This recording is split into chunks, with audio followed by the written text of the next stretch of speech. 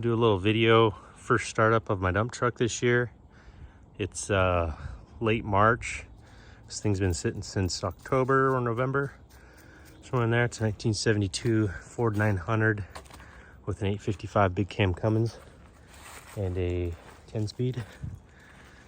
We're gonna go through and check the oil, make sure the fluids are good, fire it up, and we're gonna be building a little boat shed right where this is at, so I need to move it out of the way before we put her to work this year. So we shouldn't have any issues starting it unless the